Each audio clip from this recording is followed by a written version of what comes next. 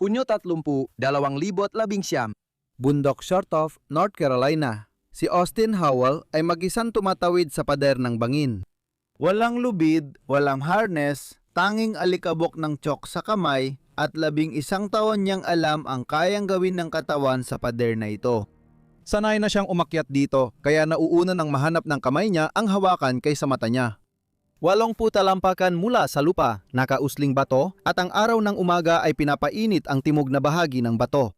Gumawa siya ng isa pang galaw at sumigaw siya, hindi. Ito ang nangyari sa nakakatakot na huling minuto ni Austin Howell. Maligayang pagdating sa extreme. Si Austin Howell ay hindi pa bigla-bigla. May proseso siya bago ang bawat solo. Umatras siya habang nasa kalagitnaan na ng pader kapag may naramdaman siyang kakaiba. Mas madalas pa niyang na-free solo ang bahaging ito ng short of mountain kaysa sa paggamit ng lubid ng iba sa isang taon. Nahulog pa rin siya. At ang dahilan ng pagkahulog niya ay kapareho ng dahilan ng pagkasira ng Space Shuttle Challenger 73 segundo matapos ilunsad. Parehong psikolohiya, iba ang nakataya. Oo, ganun ang akala. Pero para maintindihan yon, kailangan mo munang maintindihan kung anong klaseng tao ang nasa pader na yon sa Short of Mountain Trailhead sa Linville Gorge Wilderness ng Pisgah National Forest, Burke County, North Carolina. Ang plano nung araw na yon ay isang photo session kung saan ang photographer na si Ben Wu ay kukuha ng mga litrato habang si Austin ay magsusolo sa mga rutang kabisado na niya at komportable na siya. Sa sport na pinahahalagahan ang tahimik na pagpapakumbaba, parang sobrang photoshoot, pero hindi na nagulat ang nakakakilala kay Austin. Si Austin Howell ay umakyat hindi lang para umakyat, kundi para maramdaman na buhay siya. May nagawa sa kanya ang thrill na yon na walang ibang nakagawa. Naapektuhan ng thrill na yon ang kakaiba niyang estilo ng pag-akyat. Pagkatapos ng buhay na puno ng pagsubok, alam niyang gusto niyang idokumento ang lahat. Baka alam niya na maikli lang ang oras niya sa mundo, kaya nandun si Ben para tumulong. Itinaas niya ang kamera at kinuna ng video si Austin na walang pagkakamaling umaakyat sa mahihirap na ruta ng walang lubid o harness. Pagsapit ng kalagitnaan ng umaga, tapos na ang shooting. Ibinuhat ni Ben ang kanyang bag, nagpaalam at tinahak ang daan pabalik. Pero di pa tapos si Austin. Lumapit siya sa bahagi ng bangin na tawag ng mga umaakyat ay Tilted World. Ang bato ron ay nakausli palabas sa lupa kaya hindi na makakatuntong gamit ang mga paa ang umaakyat. Ang pananatili sa bangin ay pisikal na palaisipan na nangangailangan ng matinding lakas ng core at pag-asa sa litid ng daliri para buhatin ang bigat ng katawan. Walang puwang para makamali. Pero habang lumilipas ang umaga, si Austin ay umangat mula sa lupa ng walang lubid at nagsimulang umakyat sa rutang ito. Para sa karaniwang nanonood, mukhang kayabangan ang pagtulak ni Austin sa sarili niya sa rutang ito matapos ang umagang pag-akyat, parang stuntman naghahabol ng hindi kailangang kapanabikan. Pero si Austin ay hindi naghahanap ng thrill. Ang lahat ng ito ay tungkol sa kung ano ang kanyang tinatakasan. Alam mo, si Austin ay batang hinubog ng kawalang katatagan bago pa man siya nakahawak ng bato.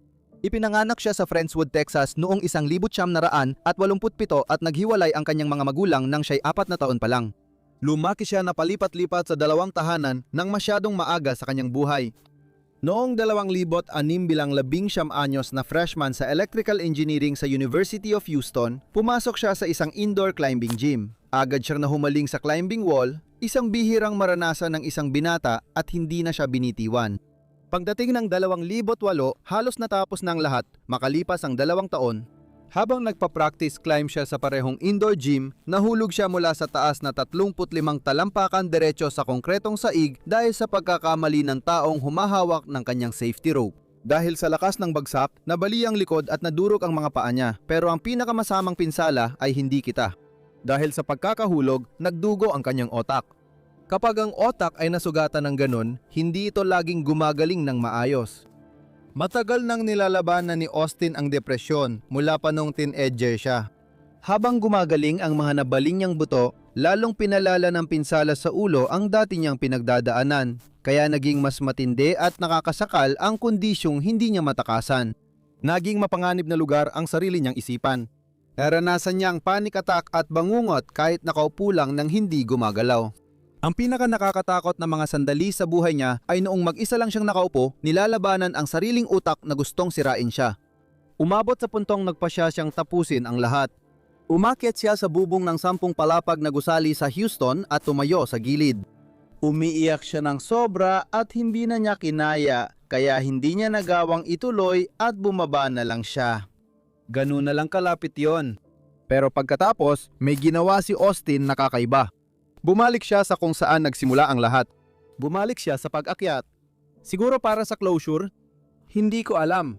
At doon, isang purong nagkataon ang nagbago ng takbo ng kanyang buhay. Noong 2009, umakyat si Austin sa 40 talampakang ruta sa Texas na tinawag na Texas Crude.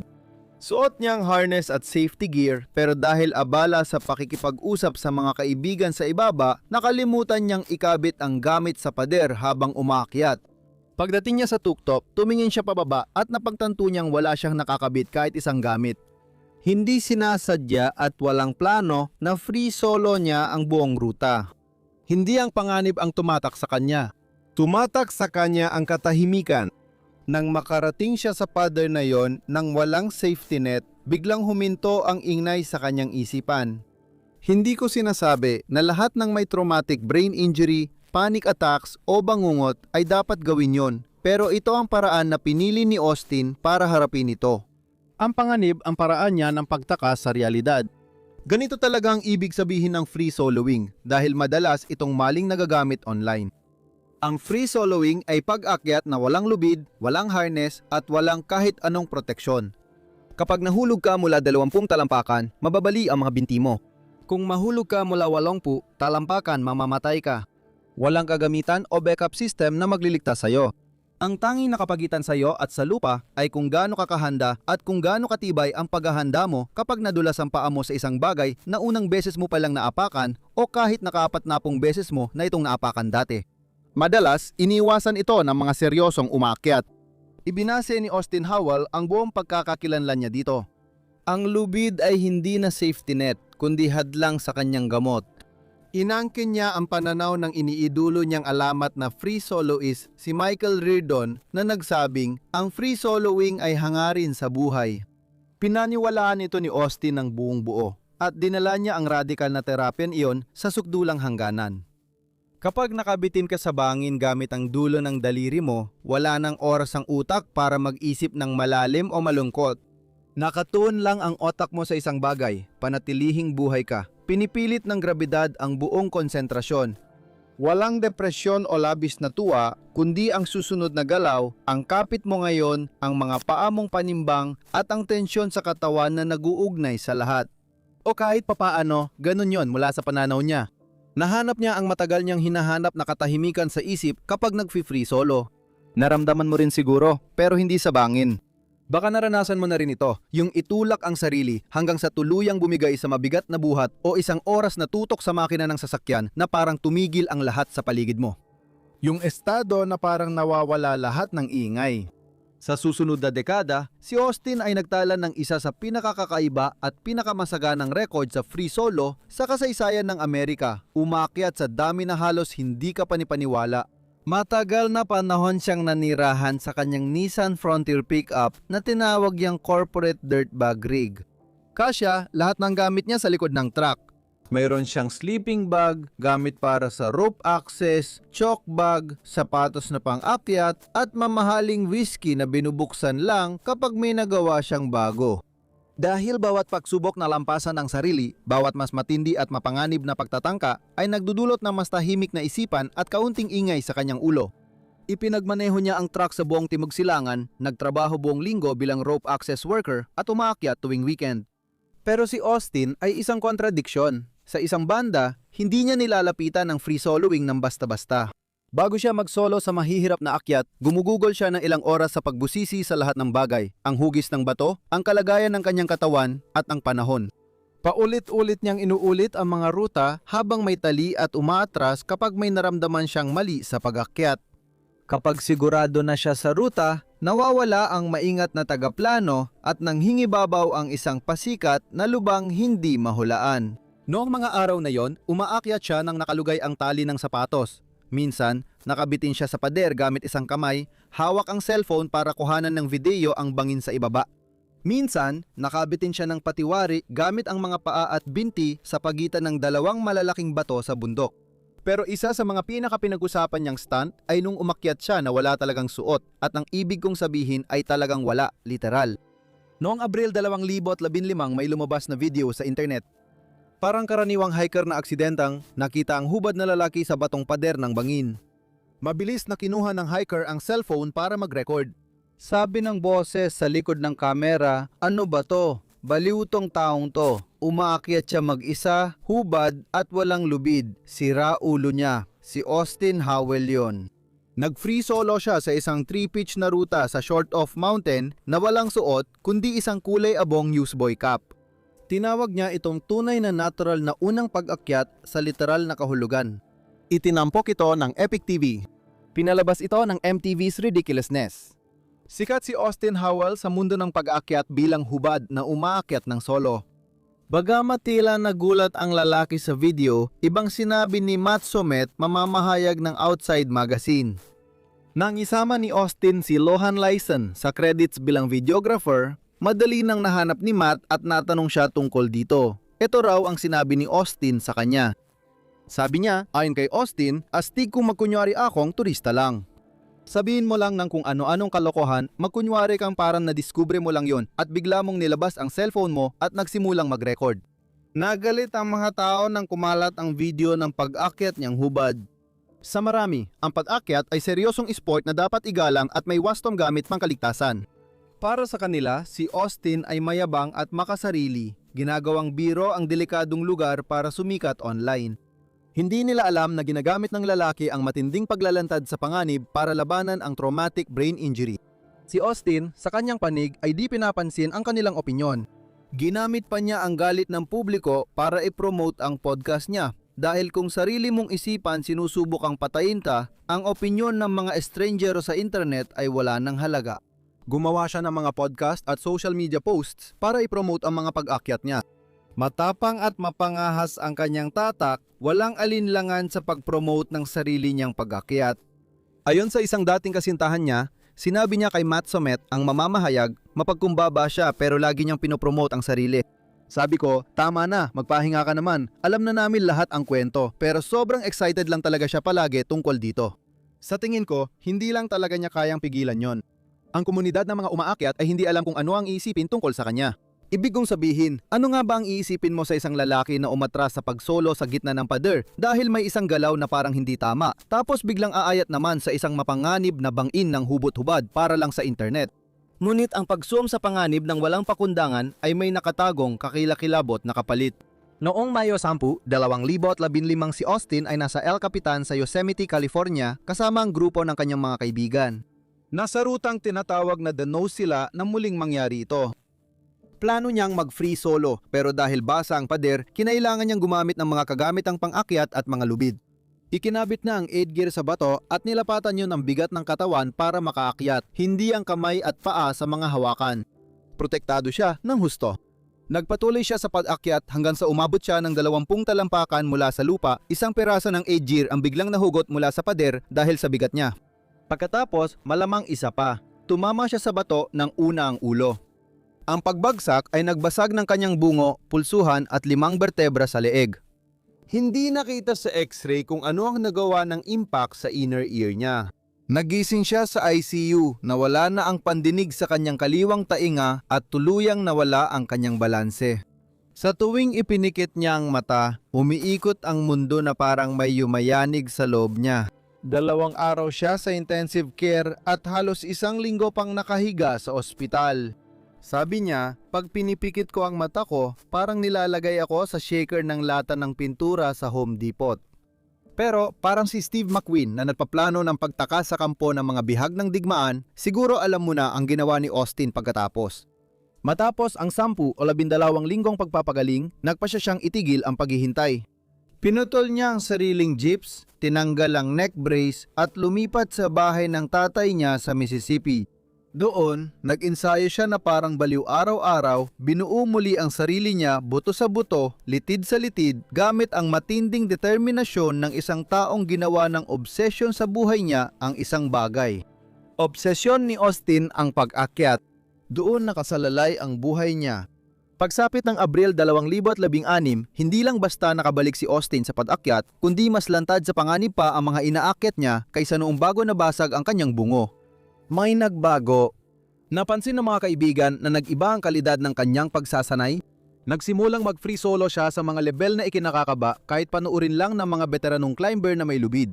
Sinimula niyang idokumento ang lahat, mga solo climb, ang proseso, ang pilosopya sa Instagram, sa kanyang blog, sa isang podcast na tinawag niyang The Process na may tagline na "Ang buhay ay likas na mapanganib na sport."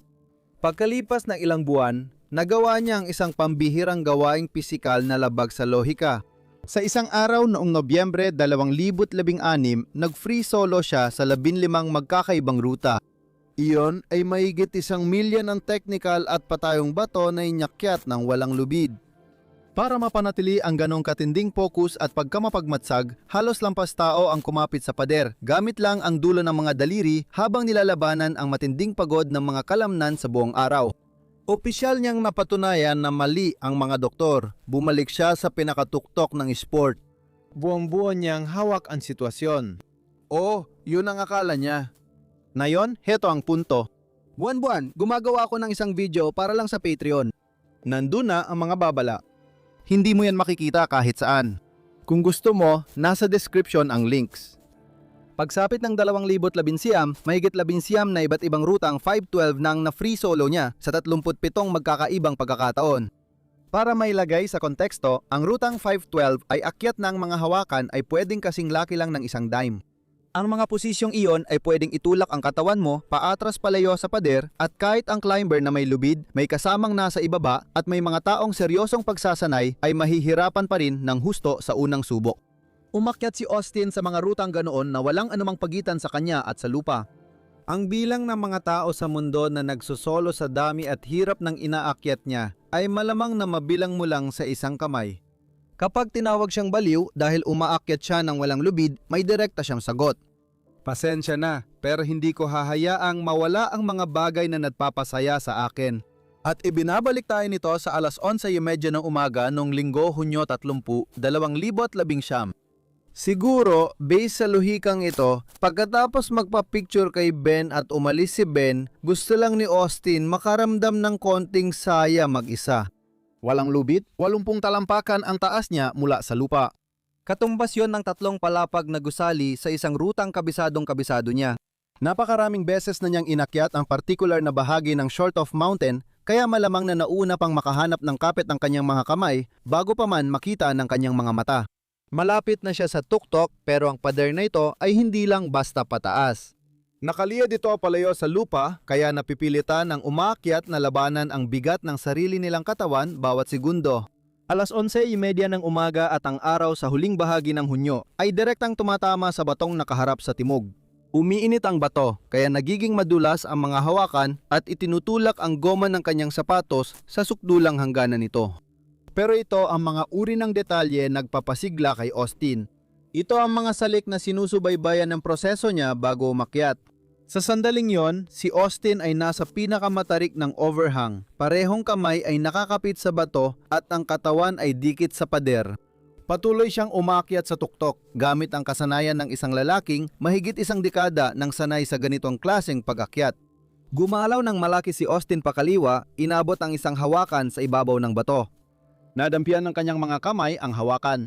Pareho silang matatag sa bato at biglang nadulas ang kanyang paa sa pader.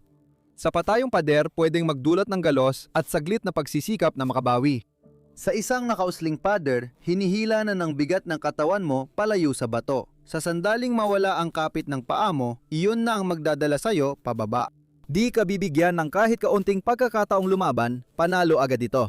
Nang mangyari yon, sumigaw siya ng hindi. Nahulog siya mula 80 talampakan sa lubos na katahimikan.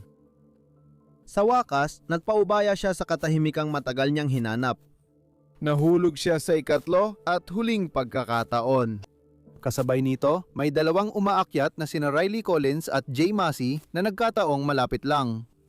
Lumabas sila ng umagang iyon para akyatin ng Dopey Dap, ang rutang pinasikat ni Austin 4 na taon na ang nakalipas sa 2015 na video na di malilimutan ng kahit sino. Bumababa sila sa isang makitid na bangin sa kabilang bahagi ng pader, naghahanda para simulan ang sarili nilang pag-akyat nang tumingala si Collins at nakita niyang nahulog si Austin. Natulala si Riley habang pinoproseso ang napanood niya. Ang kanyang kasama, si Jay, ay mabilis na naghanda ng rapel sa lugar at bumaba sa pader nang kasing bilis ng kaya niya papunta sa kinaroroonan ni Austin sa dalisdis sa ibaba ng overhang. Inistabilisa niya muna ang katawan. Tiningnan nila ang pulso at sinimulan ang CPR. Nagpatuloy siya sa CPR hanggang dumating ang Burke County Emergency Dispatch. Dumating sila ng 1:18 at 18 ng hapon, pero sa oras na yon, huli na ang lahat.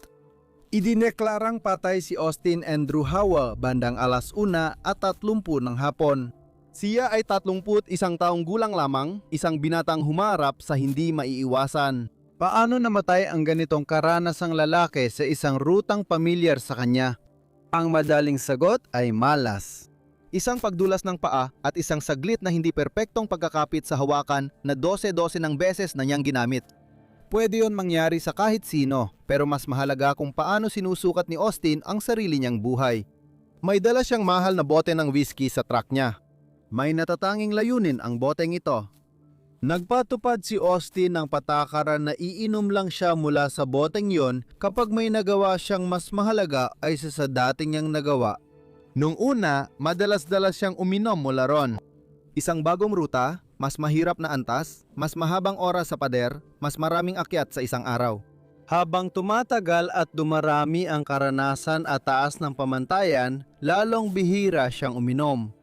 Ibig sabihin, ilang taon nang ginagawa ni Austin Howell ang mga bagay na kinatatakutan ng iba pang umaakyat at umaalis siyang parang wala lang. Gawin mo yan ng paulit-ulit at may banayad na nangyayari. Hindi ito kawalang ingat o kayabangan, kundi isang bagay na mas tahimik pero mas mapanganib kaysa sa dalawang iyon dahil palihim lang itong dumarating. May psychological na phenomenon dito. Malamang na naalala mo pa yung umaga nung 1986 at 86 nang nagkawatak-watak ang Space Shuttle Challenger 73 segundo matapos ang paglulunsad at namatay ang lahat ng 7 tao na sakay nito. Umabot ng 10 taon ng pananaliksik at investigasyon ang sosyologong si Diane Vaughan bago niya nalaman ang nangyari at tinawag niya itong normalization of deviance. Nalaman niya na may nakita ang mga inhinyero na maliliit ngunit kayang kontroling babala, mga palatandaan at o-ring sa mga naunang paglipad. Ngunit sa bawat pagkakataon, lumipad pa rin ang shuttle at ligtas na nakabalik. Tuwing ligtas nakakabalik ang shuttle, pakiramdam nila unti-unti, parang hindi nagaanong problema ang o-ring. Hindi dahil may nagbago, kundi dahil walang nangyaring masama. Gawin mo yan ng paulit-ulit at ang babala ay hindi na mararamdaman bilang babala. Inisip na lang nila na normal na bahagi ng paligid ang senyales ng babala. Si Austin ay may 11 taon ng ingay sa paligid 11 taon ng paglayo sa mga pader na dapat sanay nakapatay na ng mas mahihinang umaakyat. Hindi naman nagiging mas ligtas ang pader. Nasasanay na lang siya rito. Ganon din, hindi rin naging ligtas ang pag-akyat niya sa pader sa North Carolina. Tumigil na ang ganong pakiramdam kay Austin. Ilang buwan bago yon, kinausap siya ng ama. Anak, alam mo mangyayari kung ipagpapatuloy mo ito, di ba? Sumagot si Austin, oo itay, pinag-isipan ko na ito at handa akong tanggapin ang mga magiging bunga ng aking ginawa. Tinanggap ni Austin Howell ang mga bunga ng kanyang desisyon. Pero ang kasunod na akyat ay isang metikuloso at istrikto sa kaligtasan na alamat na sa loob ng 30 taon ay nakaligtas siya dahil kabisado niya ang bawat patakaran sa e-sport. Isang hapon, nakita niya ang mahalagang babala sa kagamitan, ngunit inisip niyang tatagal pa ito ng isang araw. Ito ang nangyari pagkatapos.